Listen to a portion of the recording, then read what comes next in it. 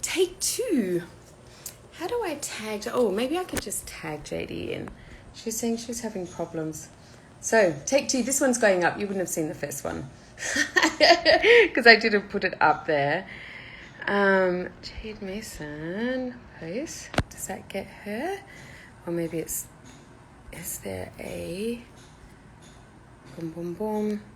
I wonder why. Hey, thank you so much everyone for dropping back on. We're just having a few techno difficulties. There we go. Here she is.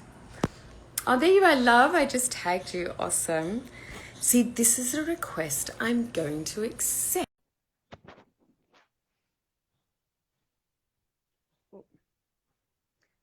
Waiting for Miss JD. So thank you everyone for joining us. Hello, Squishy Bum. Hi, darling. You put your red lippy on for me, you sexy honey, you bitch. have no idea what I've done for you. I went and brought brand new lippy. Oh, it's over there. It didn't got red lipsticks on it, and a woman, a half-naked woman on the container went, oh, that's my JD lippy. And then I put perfume on because that's, and Alande's like, my God, like, how much perfume do you need? I said, oh, honey, JD's got to smell me through the ethereal. Across the ocean. Across the ocean. So I put on patchouli and sandalwood from For All Folks. There's this incredible company that I did my anal talk with before I left Puerto. It's called For All Folks, and their whole ethos for the company is phenomenal. So anyway, scratch and sniff, babe.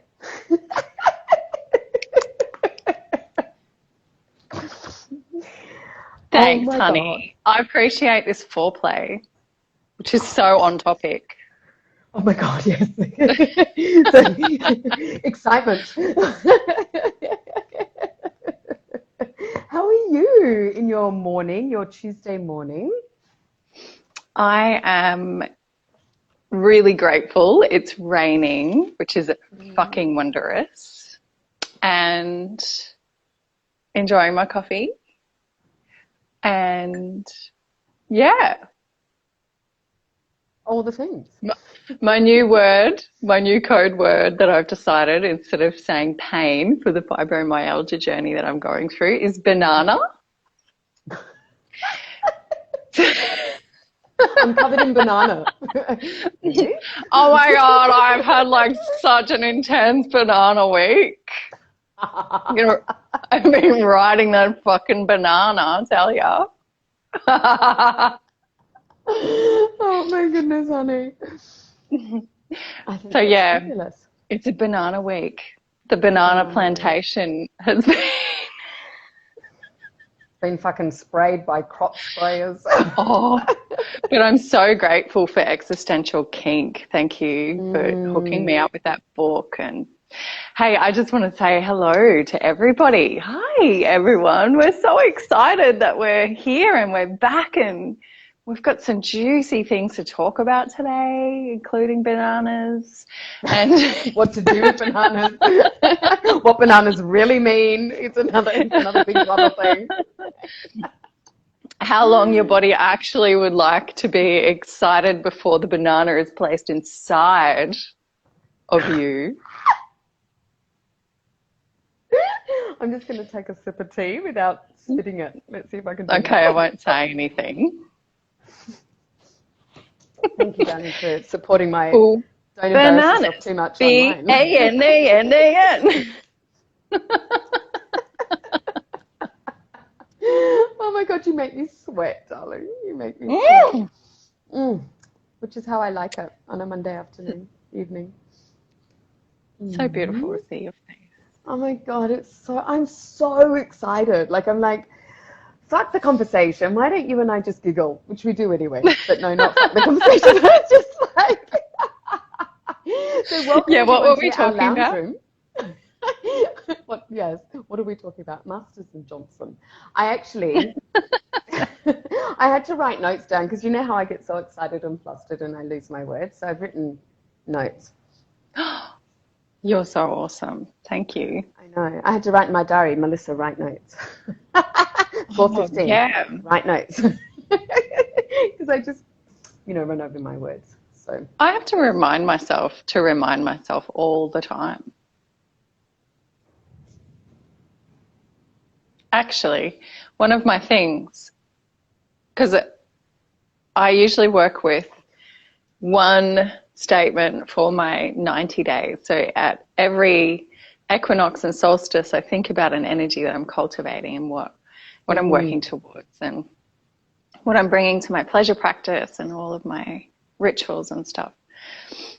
And what I included in my statement this time, so the statement is, I'm turned on by life, and I remind myself every day to show up for my routines and my rituals, and that manifests as excitement and eroticism, and they're my energies that I'm going for this spiral of the sun and the earth. Hey, Fleur. Fleur said, hey, queens. Hello. Queenie herself. Beautiful, glorious sunflower you are.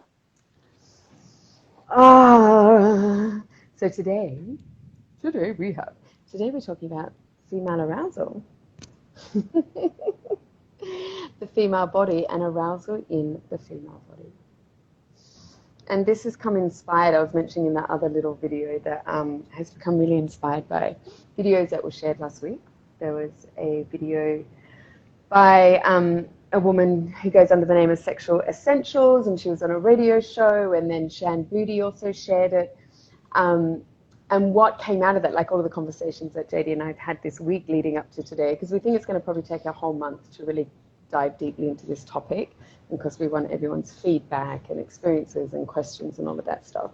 But what really inspired like us to get on today, and both JD and I find this in our practice, we found it in past lovers, we find it out in conversations, and on this particular feed, Shan Body, I don't know her actual name, but that's her feed name. She was showing excerpts, or parts of, is an easy way to say it, of this podcast that her husband was holding with two of his friends or two people that he knew around this is how long it takes for the female body. You know, because I'm thinking between 18 and 40 minutes, like this thing. And like even to be at 18 minutes is, you know, there's more stuff before that. And it also depends what sexual blueprint you are as well. Let's get that into alignment as well. Yet there is a physical part that the female body takes a lot longer than the male body, which has been thrown around for a while. But what also astounds me that to this day, and on this podcast, you know, these two guys are having a fucking tissy fit. Like they seriously were. Oh, they really were. They were having a tantrum. They were being like, called out, man. Having a tantrum is a great way. They're very, you know, like, how dare you? And you know, and then also too, like the fact of like, well, not the women that I sleep with, and it's like, buddy, 68 to 73% of women fucking fake it. So, you know, let's just say around 7 out of 10 of those women do actually need a lot more fucking time. And my thing is, look, if that really pisses you off and you don't want to take the time, all power to you, stop having sex with women. Stop having sex with female bodies. Buy yourself a fucking fleshlight.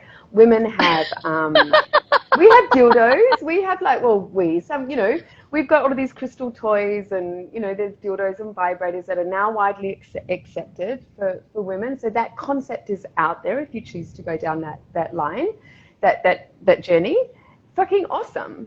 So why can't men have sex toys? Like get some butt plugs, get some fleshlights, and also fleshlight. I mean, you know, I think mangoes are great, papayas are great, all of that stuff. So, or don't have sex with a woman.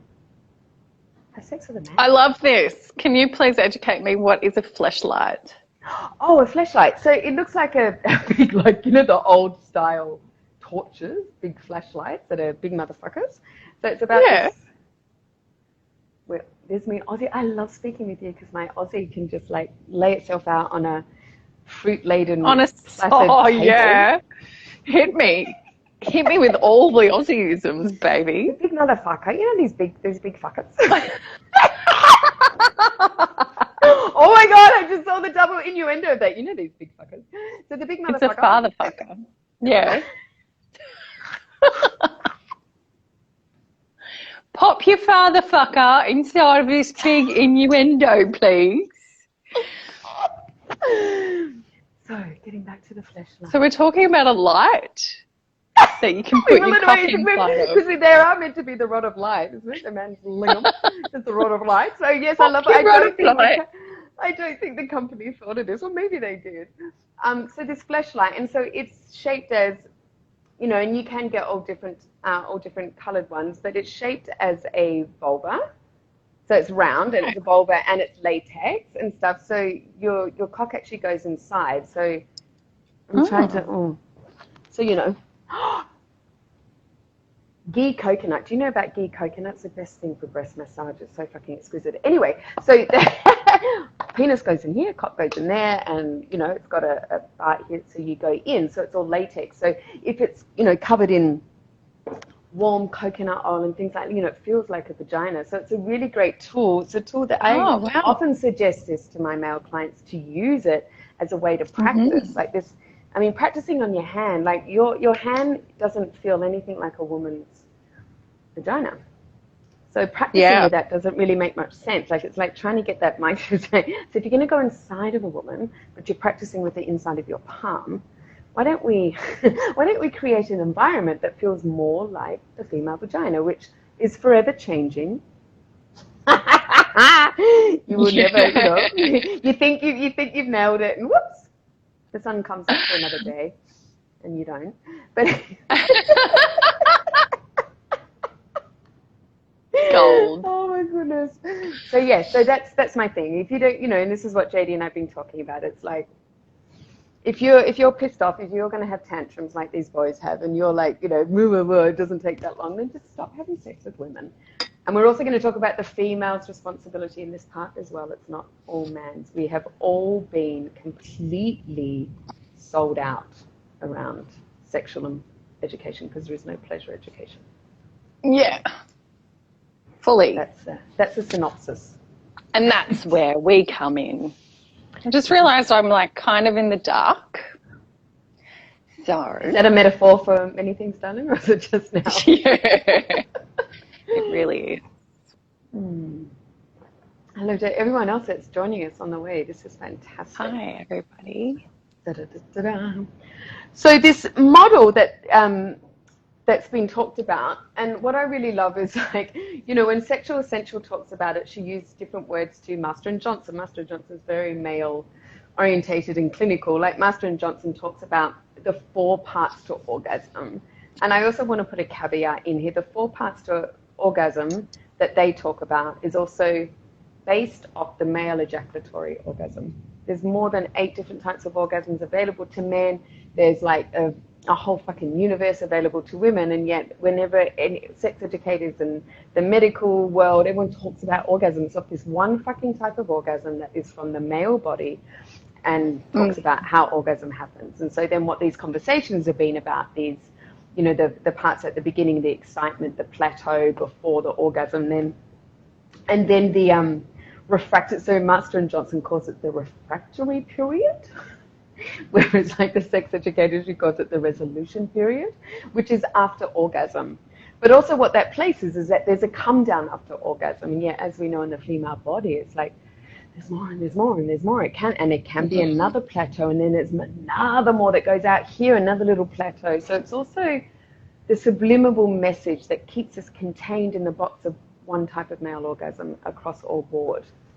So it doesn't even take into account the female body. But I do appreciate what these people are talking about. Hey, there needs to be more time in the plateau, in the excitement, you know, in the arousal and desire. So they talk about the first thing that happens is desire, arousal, excitement, plateau, depends who you're talking to, then orgasm, and then refractory, which is a fucking awful word. Yeah, what? Bonding, oxytocin building. I know, disgusting. But it's the medical world, Masters and Johnson. So. Yeah, that's amazing. Thank you. So in the clinical model of female arousal, or arousal, there's 3 stages, as you just explained. But this is where the misconception is, because the female body is capable of just continuing to open and open and open. And the point of the conversation that was brought up, which is amazing because it's got everyone talking, and it's actually triggered these brothers that were like, well, no, women get off. Like I'm hard and she gets off. And this is a really important thing to talk about, because this is a double-sided responsibility. You know, we as women are responsible for being authentic sexually and being empowered in knowing, first of all, when we're not turned on and not pretending, because it's really emasculating for the person that we're making love to pretend that we're getting off. So we have a social responsibility as women, because as female-bodied individuals, we, as a society, you know, this is what we were taught. So if you've been doing that, there's no wrongness in it at all. What we're doing is these things are coming to light because we really have been misinformed. And, you know, in our workshops and when we have a room full of like 150 women more, and we say, what is your pleasure for? The majority of women will say, for men. And so that's what we're here to talk about today. We are here to talk about the fact that your pleasure is for you, that we're coming out of a very massive societal conditioning around sex and pleasure, and it all being focused on the man, including this, what Melissa was just talking about, this model where sexual education is based on the male orgasm. And, you know, we get to have these fat chats and open up the conversation so that we can all become more empowered and more educated, including male-bodied humans who are really interested in showing up in a way that is inclusive of the female-bodied orgasm. So, you know, it's really exciting. It's an exciting subject, and it's absolutely such a blessing, and it's really confronting too. You know, it takes humility to stand in a place where you're like, oh my God, I thought I had it right. And our egos are so attached to our sexuality. Like, everyone wants to know they're fucking killing it in bed, right? So before we start and go even deeper into this, I just want to invite everybody that's listening to come to a place of just let yourself be a beginner. Like, we're all learning. We are all going to be learning until we leave this body. And being the best version of yourself sexually and tapping into your sexual power is really so much about understanding that mastery is an eternal journey. And what we know to be true now is not going to be what we know to be true in 10 years' time. Like, Melissa, look at like, we had this conversation, and it'd be cool to drop into that, about our times where we thought that our body was for a man's pleasure, and it was just like, yeah, let's just fucking go, right?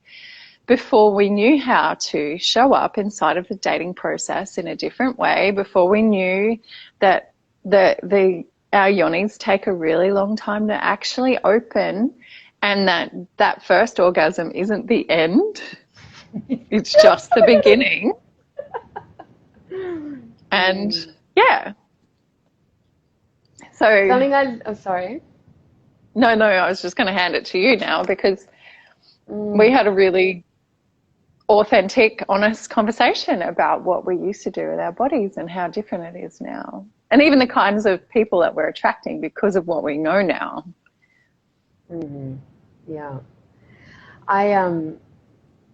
What you talked about, when we don't when we pretend, like the emasculation of the partner, of the man, the masculation of the man in the scenario where the woman is, you know, going forth, doing what she thinks she needs to do to sound like she needs to sound and to look how she's meant to look. And we start like this and we're going like this and that's it. Like, I want to speak further to that point because I think this is also really important as we dive deeper into this. This is understanding how we emasculate our partners, our lovers, and then the men in our life by staying fucking silent, by withholding, by pretending, by not knowing the pleasure in our body, because we're also not giving them the chance. So I remember you and I talked about this a couple of years ago, actually. This conversation has really stayed. And I remember both of us really diving into this part of, you know, where the masculine, the feminine, this comes from the, you know, coming out of reading the Queen's Code one time that we were speaking about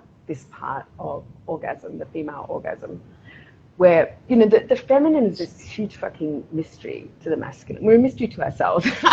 So we're an immense mystery to the masculine. So if you're going to let's just take a clear-cut scenario that we're making up. A woman's laying there, she's pretending, she's not actually responding too much of what she needs, what she wants. What happens in that moment is the feminine is a problem to solve for the masculine. Like, you know, being, okay, I've got to fix this problem. I've got to solve, not that you're a problem because you're a problem, there's something wrong with you, but it's like, this is a situation to sort out and to solve. Got to give her an orgasm. I've got to have an orgasm. This is that aspect where sex is about orgasm, not about pleasure. So when sex is about orgasm, we all know, even looking at, you know, any diagram that you look at about arousal, this fucking thing that goes up. You know, it's like the graph. We've got to go up, we reach it, we've won, and we come back down. So that's the goal, that's the problem to solve. So if you're being quiet, then the man is just going to continually do what he knows to do to reach to solving that problem, to reach to freedom, which is, you know, once we've had an orgasm, once her and I have an orgasm, then we're free now of the chaos. If we're looking at masculine energy, yeah? They're looking for freedom. So whilst you're staying silent and you're not giving tools, you're not giving information, you're not sharing anything for the masculine to win, you know, you're emasculating him. And you're also then emasculating him for, you know, any other types of, you know, situations he's in later on where he doesn't know more truth. And now all of our education is around not getting pregnant, not getting diseases, yeah? It's not around pleasure. I actually had a young man share with me the other day, ask, like, so a woman can't fall pregnant every day of the year? And I was just like, no. Sorry. I love the person that just sent me a message. That's Joycey. Oh, hey, Joycey, darling. How are you? Oh, I think it was around this time when we were all having calls together that JD and I had this conversation I'm just talking about. It's beautiful that you've just come in. So, do you remember where I was? You were talking about the brother who wasn't aware that women can't fall pregnant. Oh, yes, this young man. You know, the fact that not even, you know, this whole thing of like, you know, we're fucking scary. Like, it's so scary. She could fall pregnant any day. This could happen any day. You know, this chaos of fear. So, oh my God, it's scary for us too. Yes, it is scary. Because let's be honest. Let's be honest. A whole human can happen from sex. Yes. Yeah. But it can only happen at certain times, and the certain times are actually more than what we're told. And yes, that's all resonance. We're not going to go down that track. Coming back into education, so we emasculate our men by not sharing with them what we like, what we need. Now, and coming back to that not sharing part, we as women are not raised that we're autonomous of our body, and there's a lot of fear. Like both you and I hear it over and over again. Many women will not put in boundaries because it's like, I don't really want this, but I just want to get it over and done with. Oh, and I've led him on this whole fucking factor of like being oh my God, a dick praise, a prick tease, a dick praise. It's like, really, the masculine body is not sovereign enough, he's not man enough to you know, be responsible for his own. And that's also how we emasculate, like all religious and societal and school stuff says that about, you know, like we put all the blame on the woman as if the man is so fucking weak and emasculated, he's not autonomous of his own energy. Boys hear that message all the time. They aren't strong enough to contain their own energy. It's conditioning. It on the feminine. the conditioning. So society emasculates them, religious emasculates, and then we emasculate them, and we're also from the feminine are sitting with a lot of, this is my responsibility to finish it off because I've started something and I take too long. I mean, oh when my I God, ask women, even just that one little pocket right there, that is so much pressure on both people. Mm. And can we elaborate in that? Mm. Were you leading somewhere, or can we just hone in on that piece for a second? Because you just brought up two really fucking awesome topics. The preconditioning around disempowering male-bodied humans by playing into this stream of, well, I'm really beautiful and I turned him on and now it's my responsibility. Yeah.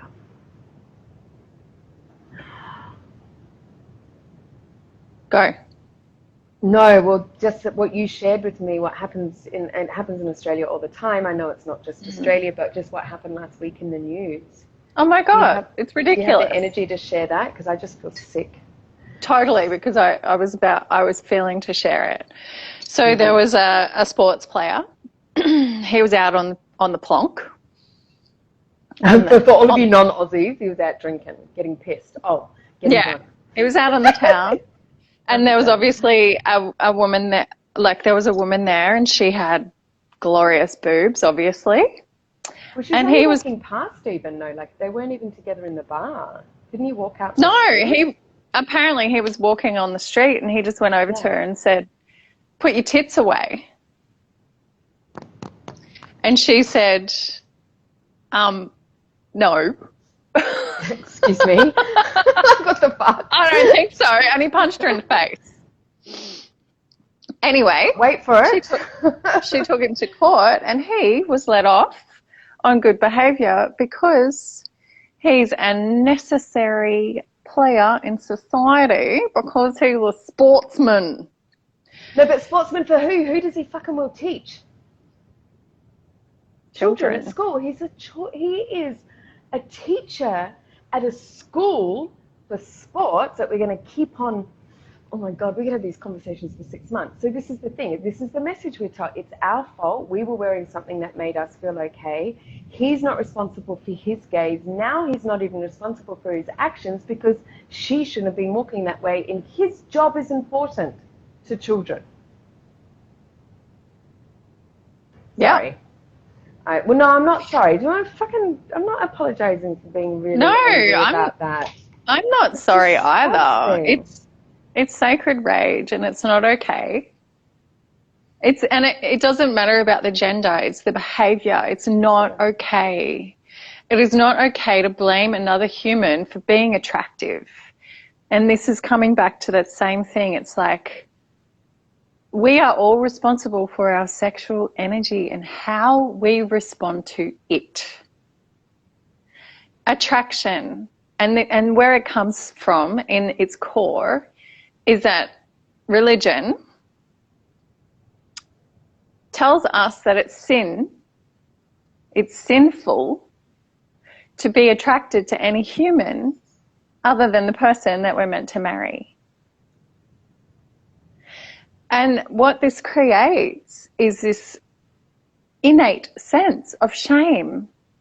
But the truth is that nature is attractive. And so let's just peel people away from this for a second. You know, everything in nature revolves around the power of attraction. It is only what we have placed on attraction, our perceptions and our concepts and our beliefs and our stories and our programming, that creates the problem. So I just imagine I'm married, right?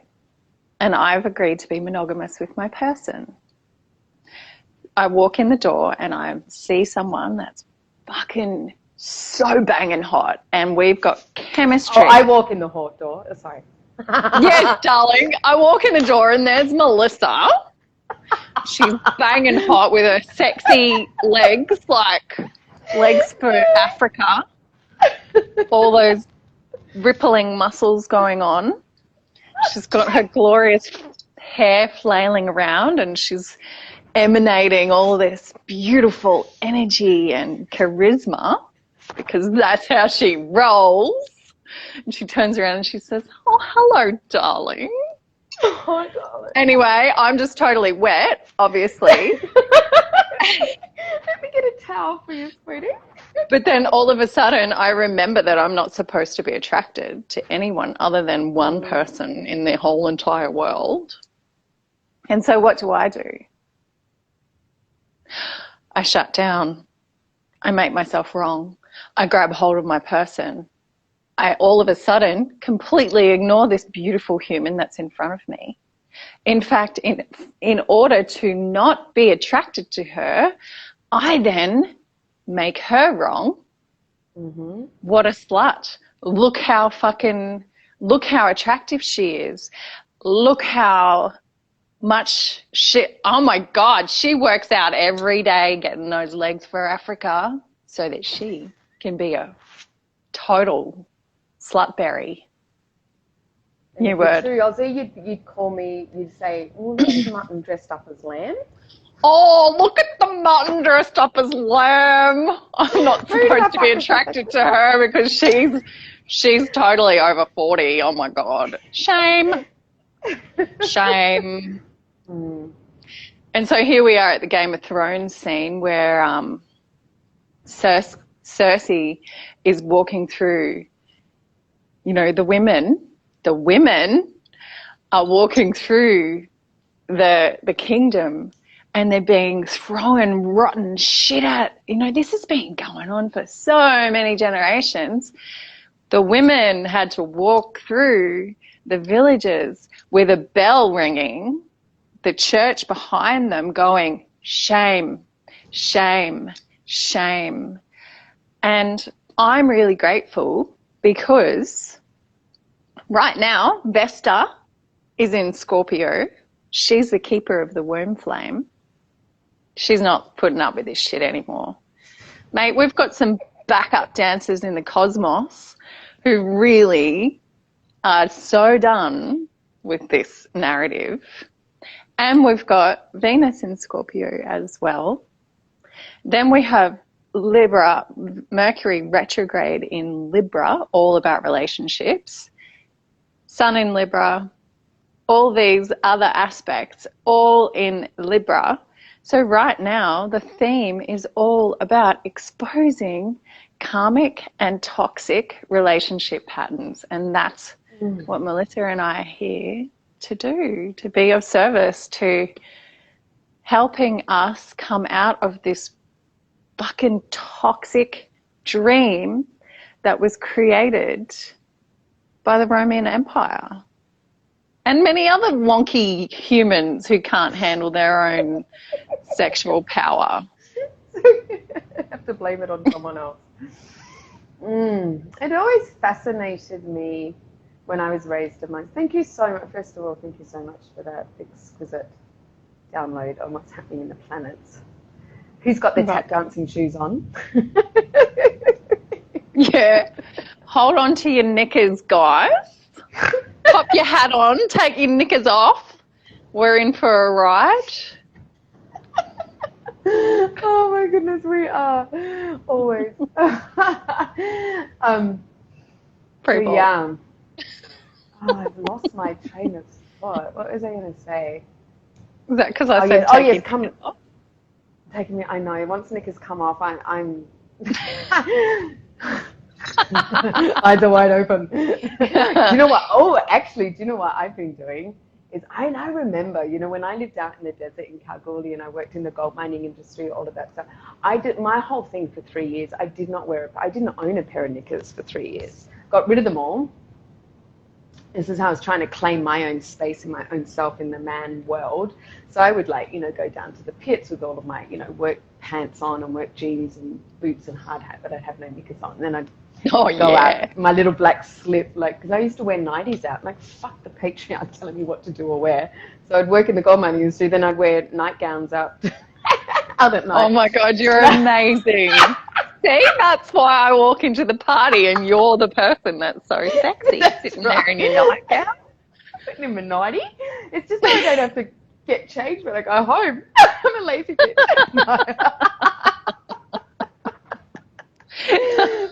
It's all about practicality, darling. About practical. That's what Melzy does. She's got this, Melzy found this glorious, beautiful emerald green crushed velvet nightie. It's a long one, but she just wears it everywhere. It's so practical. So practical, I know. It's awesome. So I never wore knickers. Like, I never wore underwear. This is like pushing out. And so I just started again. So, like, you know, I'm swimming every morning at the moment. I'm in the ocean more here in the city than I was when I lived in the small beach town. But the ocean here is so exquisite. And we had the hugest lightning storm. It's like full-on lightning storm that both Ella and I would grab the table, you know, when the lightning went and thunder's coming. So anyway, so I'm back to wearing knickers again. I don't know what that's got to do. Oh, arousal, plateau. I'm sure we could bring it back into the conversation of arousal. But yes, just being that wild, unabandoned, just doing shit for the sake of doing it for you, for yourself, your own pleasure. Did you do it because your yoni told you that she wants to breathe? Was that a part of your personal sexual self-care practice? Because I feel like it's really important to, you know. Yeah. My thing is like, have conversations with her, let her breathe a lot more, her to be open. You know, it's like cock yoga, having all the men, like, you know, let your cock out a lot more, let it be free. I still find it really interesting. Get your cock out, out, out. Get your cock out. Don't let the walls cave in on you. What? The walls of the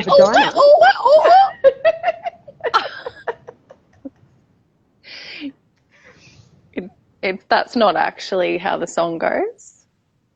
Oh. I'm sorry, babe. I just totally... Can we remix it? No, I think it's awesome. I'm just like, if I keep going with this, we're not, you know, we're never going to finish, which is awesome. No. Can we talk about... do a remix. Can we talk about the stages of arousal? Because yes. I feel like that's really beautiful. Like, even the choice to not wear underwear for a woman, that's really, for me, that's something I can contribute to that slow burn, knowing that my body can take up to 45 minutes to be ready for multiple orgasm situation. So for me, a practice that I can do is not wear underwear, because when I'm not wearing underwear, my yoni feels really happy, and I can just flash my person whenever I want to. Do you choose people ad hoc, or you always have someone in mind who you're about to go and flash? Is it like, do you want to be my person today? I just go to the coffee shop and I'm like, hey, Grandpa, I'm going to give you something to think about. Work out who your person is. Let's see who my person is today. Let's see who responds. Yeah. I mean, then he would have to come over and say, get you. I'm not going to say it. I'm not going to say it. But, you know, would I be responsible if I did that? Would you be acting in a responsible manner? Well, would he be entitled to come and punch me in the face if I did that? Oh, if you flashed your bits? Yeah. No. I mean, I probably, it would be a boundaries and consent thing. I would probably need to go over to him and say, hey, Oh yeah, there's two parts to this. Yes, you've just shoved yourself. I'm having a desire to flash my vagina, and I was wondering if you'd be interested to receive that image. Why not? Like, why the fuck not, man. People ask, can you pass me the sugar? And you're like, can't, what, your hand painted on? What am I? The sugar passer? Like, do you mean, like, would it be amazing if, like, this whole sexual conduct and sexuality was placed into opening, asking, boundaries and consent. It'd be boundaries and consent. But we don't live in that world yet, so let's just yeah, fully. And is it okay if I want to clarify, that was a joke? Yes, please. That was a joke. Everyone understand. Boundaries and consent. Nobody needs to consent or have permission to walk around in the clothes that they like to wear. Your level of attractiveness is not something to be shamed. Nobody gets to blame you for being attractive. That's like me going to that is as ridiculous as me going over to a flower and saying to the flower, put your tits away. But for those of you that have just joined, this is actually from something that happened in Australia where a woman was punched by a guy because he didn't like what she was wearing and how she was walking down the street. And all of his charges were dropped because he's got a job teaching children to maintain. Teaching children, children's sport. Yes, and he got a good. So that's where that conversation. Yes, and we all know that it was bad behaviour. So he's not allowed to punch women in the face for 6 months or something. Australia, misogynistic. Good job, government. Good job, Aussies. Anyway. No, it's the fucking ScoMo government. Anyway, let's move on. Let's not talk about politics. My arousal we were actually we were talking about this conversation that happened out in the open about female arousal taking up to 45 minutes, but it being based on a male body model. And these brothers, there was an open conversation that happened, and some of the brothers were really upset about it. The first dude was like, I don't have time for that shit. The second guy couldn't believe. The second guy just do some work, could not believe that his 3 minutes wasn't enough for her. And so we're talking about the dual responsibility of both the male-bodied human and the female-bodied human to be authentic sexually. And, this is a journey, and that's what Melissa and I do. That's what we're here for, to empower people to have their needs in the center of their relationship so that we can all become empowered. Because let's face it, it is very scary. The thought of offending somebody else is really scary. Because at the core of humanity, most people, at the core of most beings, we just want to do good. We don't want to hurt anybody else, especially someone that we're making love to. So how do we do that, Melissa? Well, so I really need to go to the toilet. I'll be very quick. I'm so sorry. Why don't you take us with you and just turn your video? No, don't. I just go like, oh my God, I'm going to be left alone in the room. So I guess the first thing I want to get down, you're so fine, honey, do what you need to do. I forgot to ask you, which I ask all of my clients, have you been to the bathroom? Do you have enough water? I have, it just snuck up on me.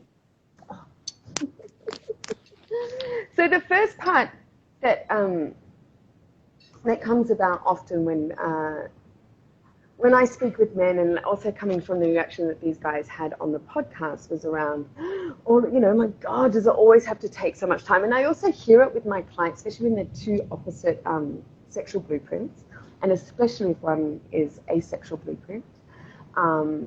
and their partner is not, and if the male happens to be a sexual blueprint and their partner not, an energetic or essential or a kink or a shapeshifter, and if you don't know what sexual blueprints are and you want to find out what yours is, you can do the quiz in my bio. That's you just go and do that and get your results.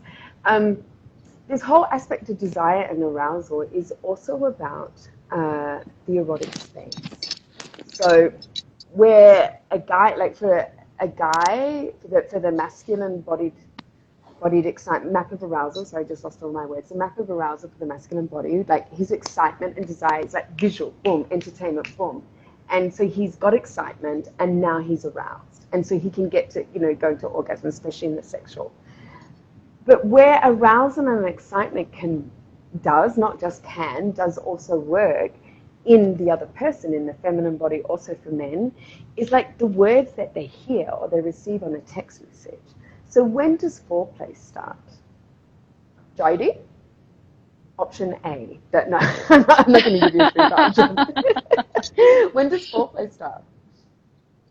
The minute you open your eyes in the morning. Great answer. Great answer.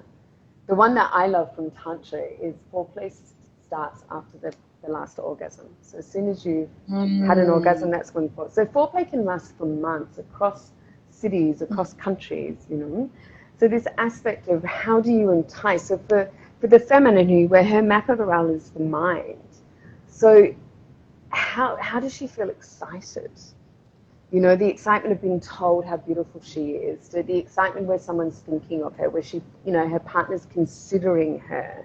So in opening the mind before her heart can open. So this aspect of excitement and desire having to take 40 minutes before you get to orgasm. A lot of men get really, I have to sit there and I have to massage her and I have to light the candles. Lighting the candles is an analogy. Like, how do you light the candle? How do you start the fire? Like, if you want to cook your sausages, mate, this is not a good analogy, but let's fucking go for it. You just can't, you can't gather sticks and logs and you've got to fucking light the fire. Like, you got to have the kindling, you got the little paper and then the leaves and then the kindling and then the bigger log so that there's coal so you can cook your sausage. or baked potato. Let's just move into all of that. So before you cook your food, you've got to have all of the food. You can't just food's cooked. You can now. This is also what our world's created, the fast food world. Everything's fast food. Sex is fast food. Relationships are fast food on apps. Everything's fast food. You've got to slow that shit down.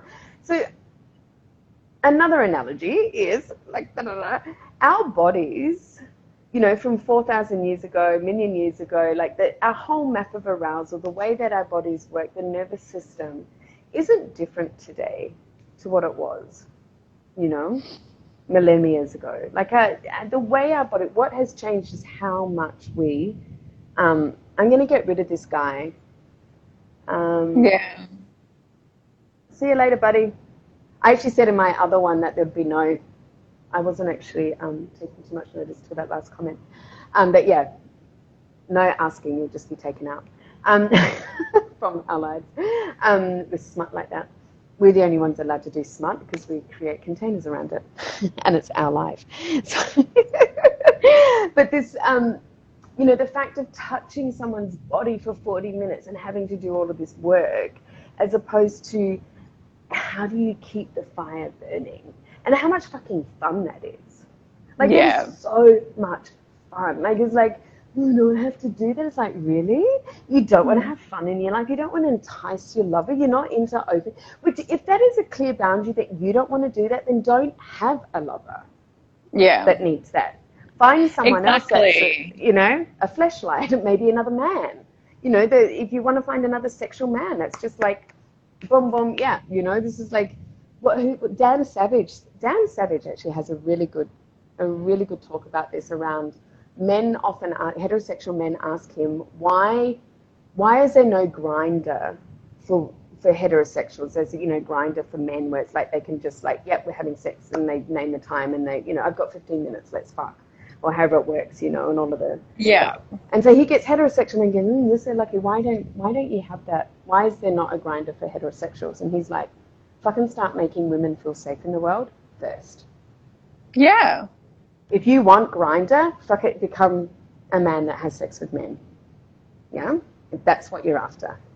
Don't be with women and start, if that's what you want, and start making this world safe for women. I love that man, I have to say. I love his message. I love what he has Yeah, to he's say. amazing. He's amazing. I love that.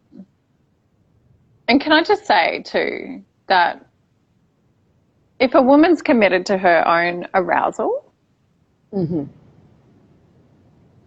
then she's participating in that 45 minutes. Yes, this is a two-way street. It's a conversation. Yeah, exactly. It's kind of like being a bit of a lazy lover who's expecting the other person to do all of the work. And it happens with both bodied genders. And, you know, it's really, really important that we take responsibility for the kind of relationship we want to have. Because, you know, if we're in something and we're expecting that person to change their mind or change their idea about what they want, we're actually abandoning ourselves. Yeah. And that's the number one sexual self-care and sexual sovereignty thing. Like, that's the first, probably I would say the first thing is making an agreement with yourself that you will never abandon yourself in order to have love or sex again.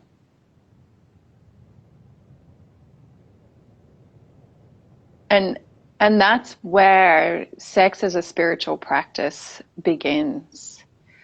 Because having really high levels of arousal and attraction can bring up really frustrating feelings.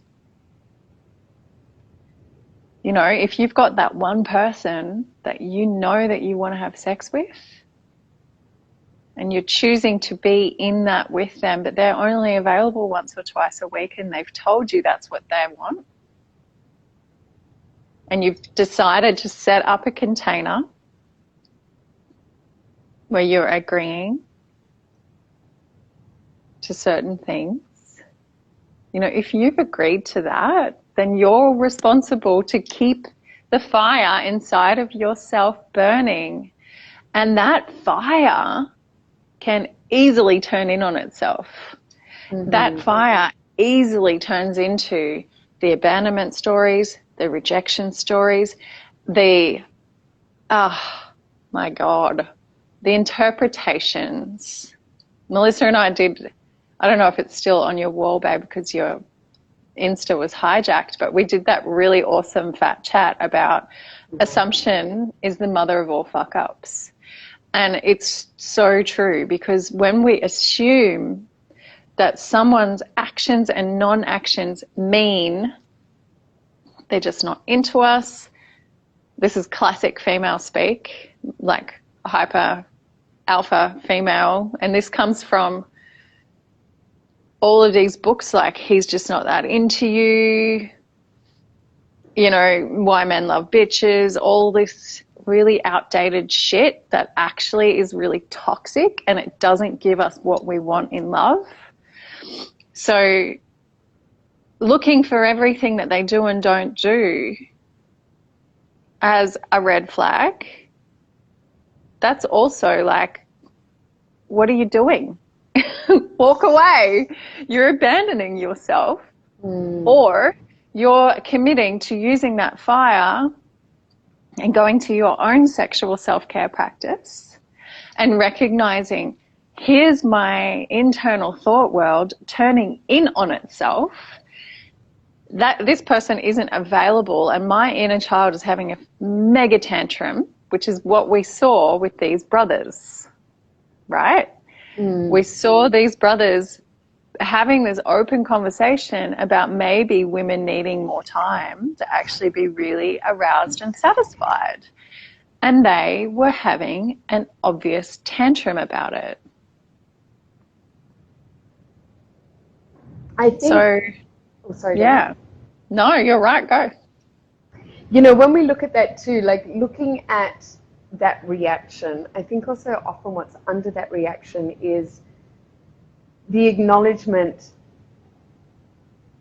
that they weren't getting it right, you know, and then having to be honest about that. And that's what we're talking about, where at the beginning where JD and I were talking about, you emasculate the other when you're not being truthful, when you don't have your own pleasure on board, when you're not communicating, when you're not, you know, this aspect that we take too long. Like, we emasculate men by staying silent in the fact that we believe we take too long. So we're not even giving them the opportunity to fucking experience the fullness of it. Like, men are emasculating this world. Like, those two men in particular, just because it's on, I know it's on my stories, it's not in my feed anymore, so it's gone. But these two men that were having an absolute tissy fit and tantrum, they've never been, obviously, I shouldn't say never, but it seems by their reaction, they actually have never experienced the fucking absolute unwielding, like, you know,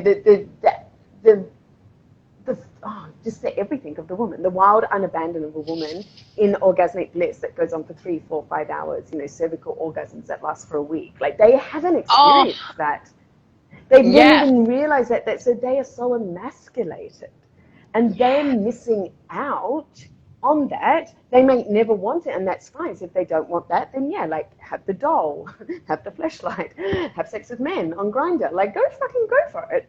But the thing is like, to be with the female body, that is what's on offer, and we need that. And so this abandonment piece, where we abandon ourselves, we're also abandoning what orgasm is designed for in the female body, you know, as well. It's like, so many women, you know, I don't know if we brought it up around, you know, the fact of women often stating, there's a really high percentage, up past 60%, saying that, you know, they can't orgasm through penetration.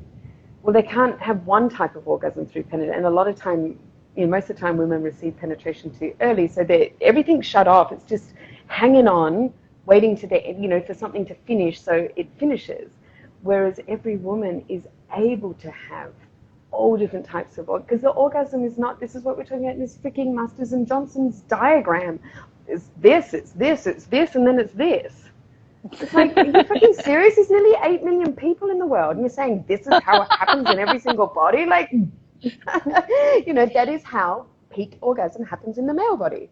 And yes, women have peak orgasms with it, but we're so brainwashed that also a lot of women that, you know, talk about that. I think it's a defense response in parts, where women also get exhausted or tired. Like, I used to be like that. I'd have a clitoral orgasm. I couldn't, and I was just like, and this is when I used to smoke. All I wanted after an orgasm was an espresso or a shot of whiskey and a cigarette.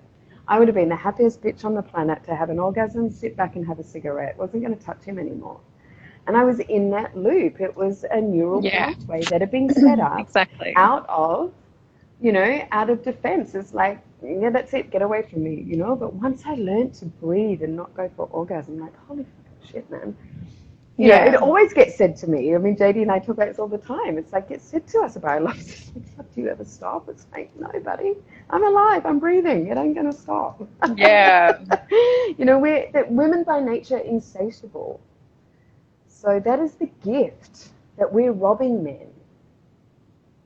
I would love to hear. I love that, Melissa. It's so true. It's such a gift. And I want to hear from our listeners about your experiences when you take the time to really allow that multi-orgasmic state that opens past clitoral orgasm. You know, from the person receiving and the person giving, especially the givers. Like, how is it for you when you witness this opening flower that just keeps opening and opening and opening? Like, I know for myself, in being the receiver, it's like the first couple of orgasms, and it's, I'm not talking about spraying, I'm talking about climaxes, these points of climax, and then there's like this plateau, and then my yoni opens more, and then she opens more, and then once I get to that place where my cervix is like, often quite sore, right? And so it takes a tentative lover to really hold me in that space. And often it's by the tables turning and just focusing on them, so that my body can just, and lots of kissing and the heart connection. Because once that heart connection, because the cervix is connected to our heart, and she's the doorway to the womb. So she's essentially the gatekeeper to our cosmic, multi-orgasmic connection, right? Where we get to meet the divine feminine and divine masculine dance of consciousness. And there's a reason that she's sore. There's a reason that she's like, hang on, mate, not ready to pass. There's a reason that we are conditioned to have that clitoral orgasm and then go and have the cigarette. Go and have the whiskey and the cigarette and be like, thanks, mate, that was great. And, there's nothing wrong with that, but it's not where it ends.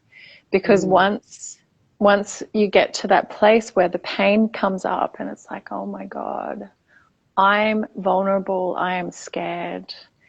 What is beyond this door? And when that person, even yourself, when you're making love to yourself,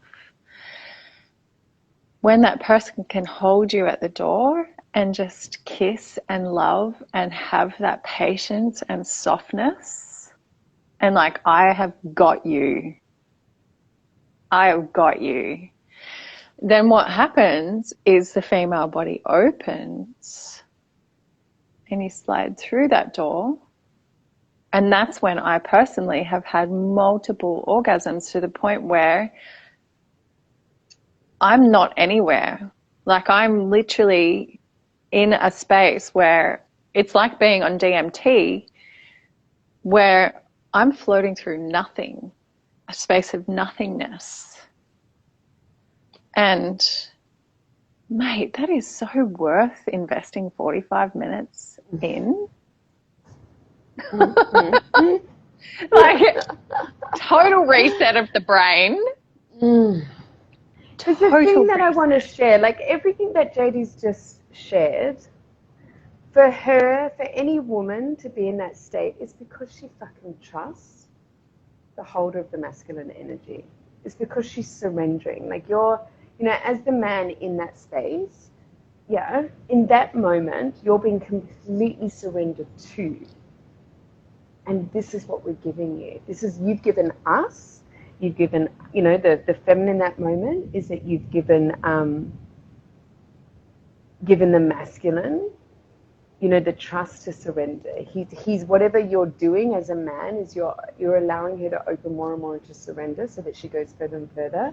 But this is the gift that you're giving her, and then she gives you, the unfolding.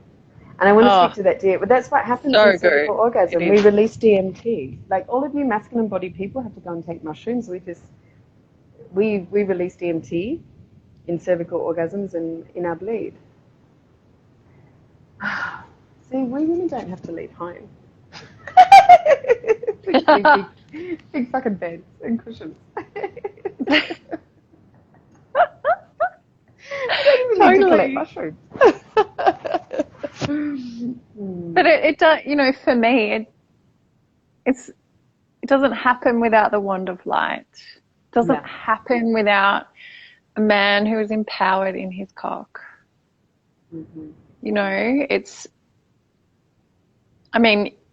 I can get there with a crystal, but it's the person behind the thing. That's why I love what you just said, Melissa, because,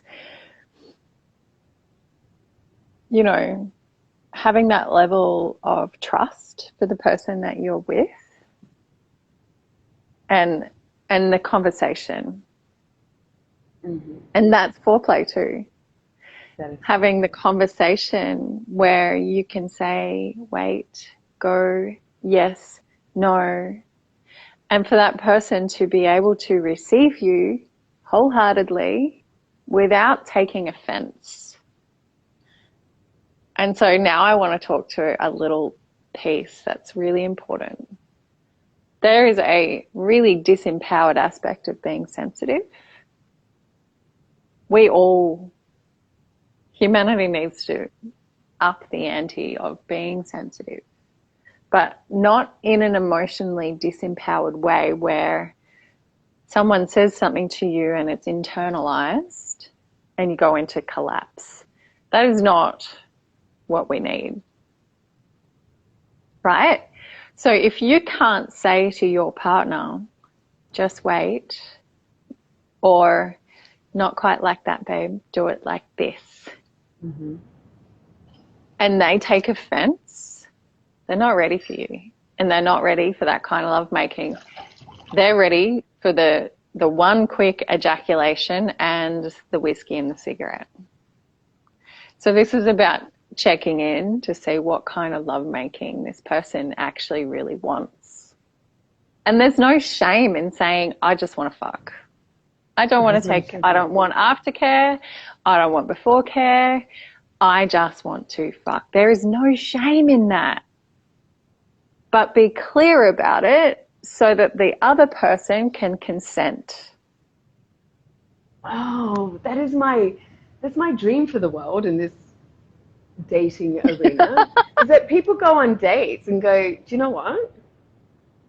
I'm pissed off that I have to take you out for drinks. I'm really annoyed that you didn't eat dinner. What I'm interested in is we just go home. I'm not going to kiss you. I'm not concerned about turning you on. I just want to use you so I can masturbate and have an orgasm. Is that okay? The other person gets to go, yeah, fuck yeah. You've got 7 minutes. Let's go. I mean, how amazing would that be? But instead, we're like, oh, I could never say that. I'm going to do it, but I'm not going to say it. So we're just fucking liars. Like, seriously, we're just like teaching ourselves to lie. I mean, if people are like, I couldn't say that, what if she says no? And it's like, well, fucking awesome. Now you have the truth. And then it's like, oh, if I want to do that, you don't need to take someone out and just use them. Buy a fleshlight. I'm going to have to contact some of these fleshlight companies and say, guess what? Totally. That's a great idea. Get me a link. I just think they're awesome. Yeah. My thing is too, is like get all amazing. different oils on them. Yeah. It's like, why not? Because it's a great way, it's a training tool as well to train to last longer.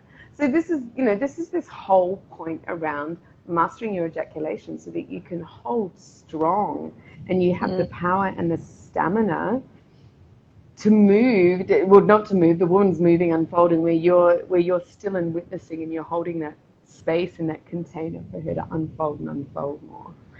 And, this is the thing, what JD was just saying. There is no shame around, quick, fast sex, if that's what you want. You can even have that in a relationship. We're not talking about that. This is what I started to say before. You don't have to sit there and, I'm just using this analogy because I've had so many clients say it to me, oh my gosh, does that mean like every time? And that's where we talk about that arousal and the excitement is like the erotic space. If you and your lover are keeping each other on a high 6, 7, where you're just like buzzing, and we all know that. Like when you first are attracted to someone, you are in arousal constantly. You receive a text message from them, boom, like your heart races. When you receive a text message from your partner after 3 years, your heart is not racing. You probably think, oh God, what do they want now? Oh God, what's gone wrong? Oh God, did the chickens get out? Oh God, what's the kids, So we're not in arousal. Whereas like you think back 3 years before, it's like, even the thought of going on, meeting them for dinner in 2 days' time, like telling your friends is like, oh my God, I've met this amazing person. I'm having dinner with them on Thursday. You're in excitement. So we are in, like, the responsibility for our own pleasure. We are in that at the beginning. That's what so many do. But at the beginning, it's da-da-da-da.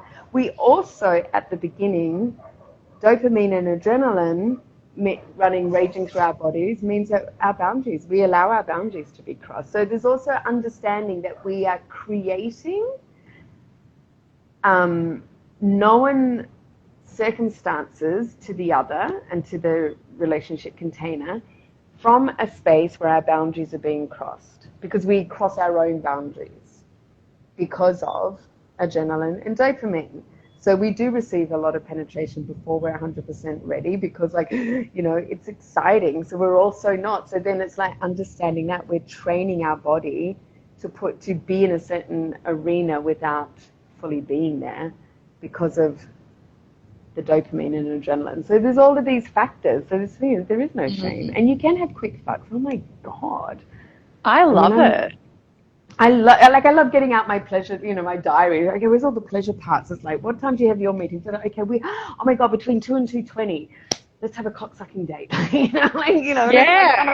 It's like you set the fucking alarm, and then if there's going to be a sex date, like a penetration date, meet in a glorious bathroom of a glorious restaurant, it's like, fuck man, you're in arousal and excitement before then. There's sexy texts. By the time you get there, that is arousal and excitement.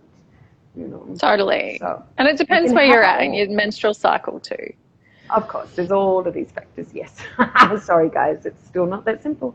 But if you want to be with a woman. But being with an empowered woman, or a woman who's committed to becoming empowered sexually, is being with someone who says, hey, what I want today is for my nipples to be sucked, or what I want today is I really need to be held, or I want to witness you getting off today. I'm not feeling that great in myself today. So, and this is where Melissa keeps always coming back to this fact of it's not just D and V, C and V. P and V. What do you say? Penis and vagina. Penis and vagina, or D and vagina, yes. Well, we could say lingam and vagina, dick and vag. There's lots of things that we could cover. But back to the subject before I get distracted with funny shit. It's not just about penetration or copulation or this thing of like, okay, we're ready to go.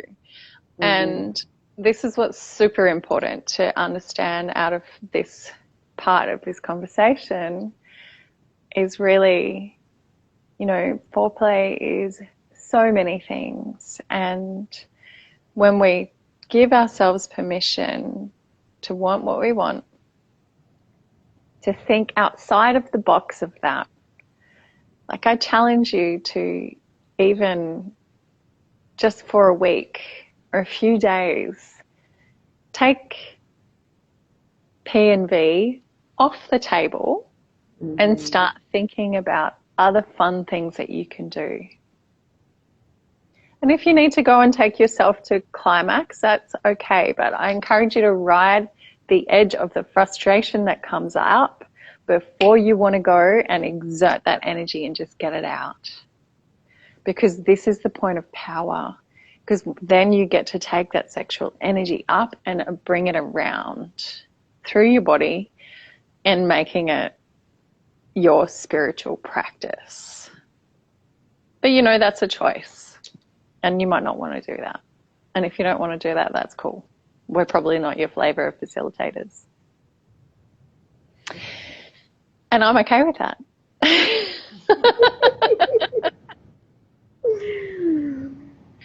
Babe, I want to drop in with the time check because I know that you have a client to go to. Yeah, I do. What time is it?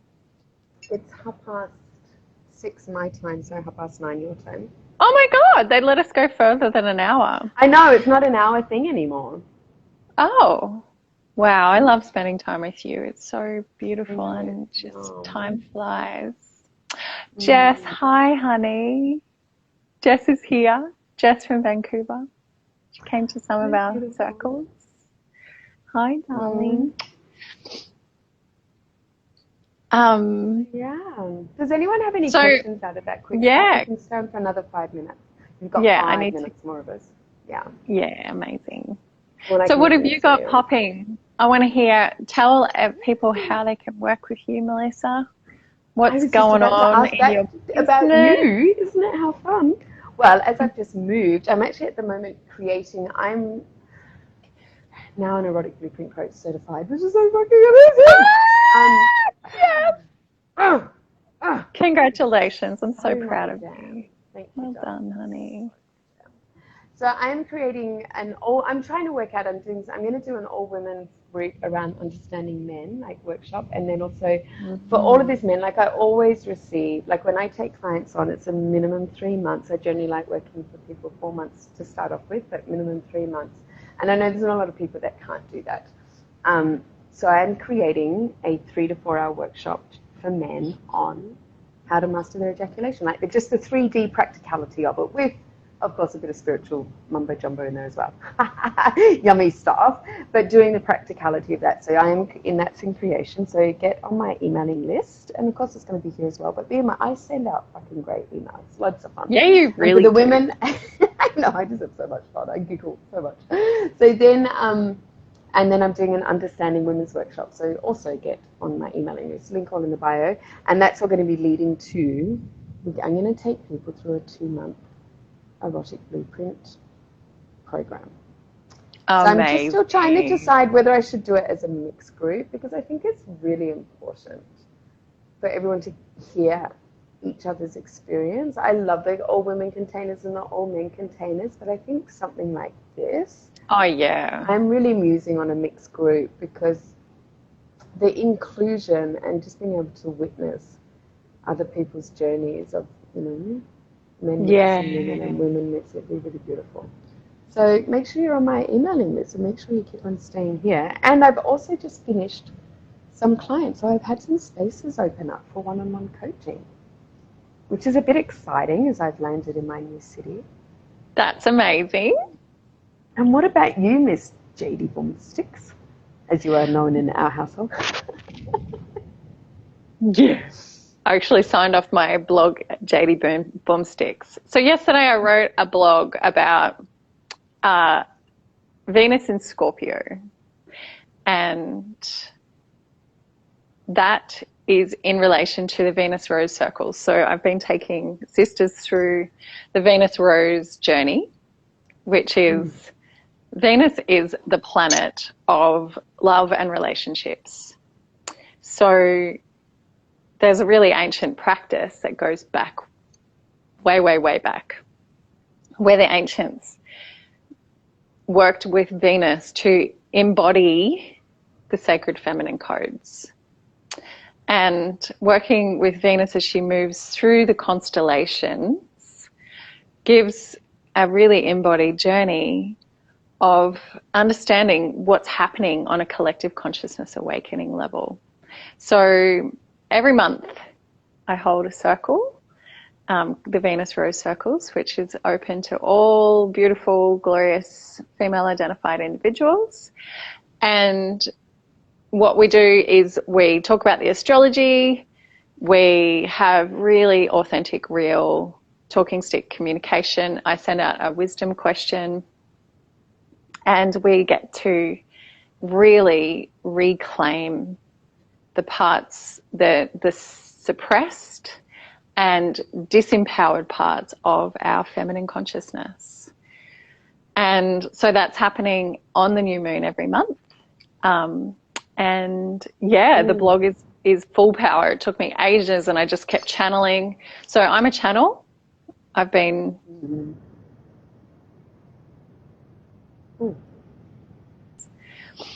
and my Sovereign Woman Temple journey is what I take women through to go through rites of passage. But essentially what it is it's womb alchemy, menstrual mysteries, and relationship consciousness practices that really help us to dive into the shadows and the parts of us that don't know how to ask for what they want, that keep losing ourselves in relationships, that are just by default going around and around and around in these old patterns. And so we go into a rewiring of codependency dynamics. So I've got 3 spaces opening up at the end of October to take on 3 new women. And yeah, that's how you can jam with me. Which is and you really can just book a random session too. Do you know, I've just opened up to do one-offs as well, which I haven't done for about 1.5 years. But I've just opened that up. I've got an email all in Amazing. Right. So yes, and you're hearing it first, yeah, from both JD and I. An hour of power. Boom, shaka, laka, laka, boom, boom, boom. And do you have a whole book? Is your link in your bio, honey? To book a Yeah, call all the things are in my bio. Yeah. And have a good read of the Venus in Scorpio blog, because it's really fucking badass. Like, this is about it's about everything we talked about today, and I've provided some journal questions and stuff for you to sit with your journal and have a look at what's actually sitting underneath the general belief systems around sex and love and intimacy. Because freedom is our birthright, and Melissa's. Yeah, babe. And that's like when I first met you, I don't know how many years ago now, like 10 years or something.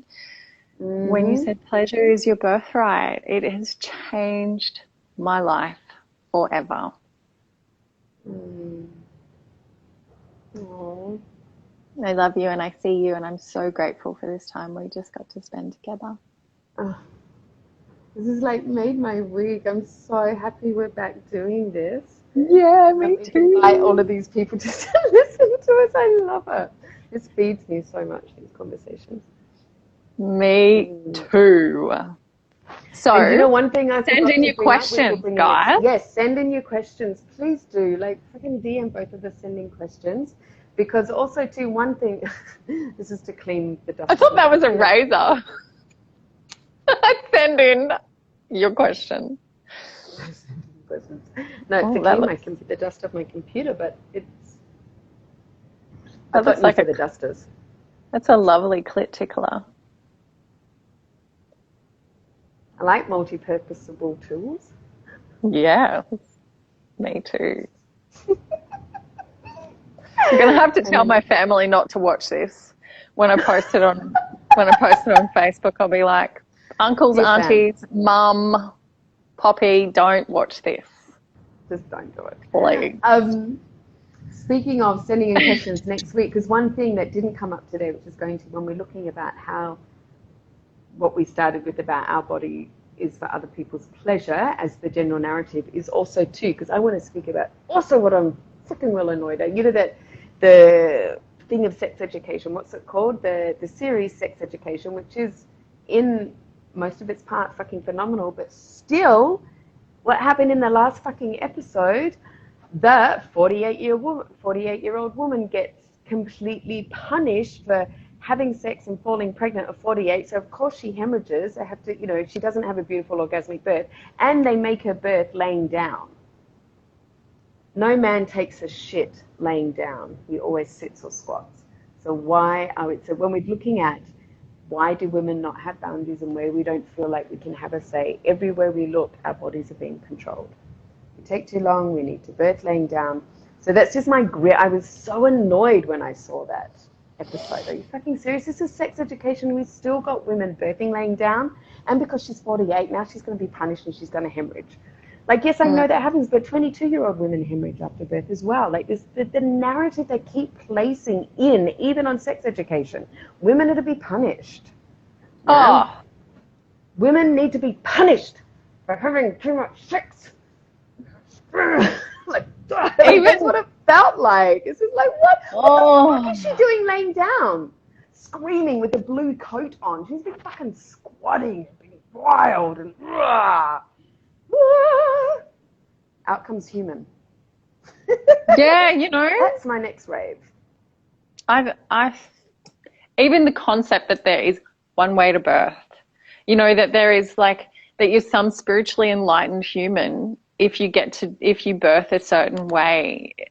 And I mean, or not spiritually enlightened if you did it another way. It's just, it's such bullshit. There's so much, like, all roads lead to some level of subtly shaming and making us wrong. And it's no bloody wonder. Sounded like my puppy. It's no wonder that most people have this thing of like the inner critic being so loud, because that's essentially what the world is pushing at us in every angle of the dangle. Every angle. Yeah. So yeah, we are your backup dancers to rewire the narrative. And it's been a pleasure. Absolute pleasure, my love. Goodbye, everyone. Thank for all of those that joined us halfway, 3/4 of the way. At the beginning, all of you fabulous humans. And those that just jumped on, we're going to say goodbye. Mwah. We need a jingle. Much love.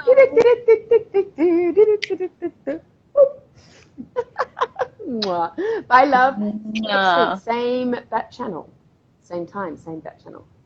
Yes. See you next week. Love you. Mwah. Ciao, everybody. Bye. Pleasure. Bye.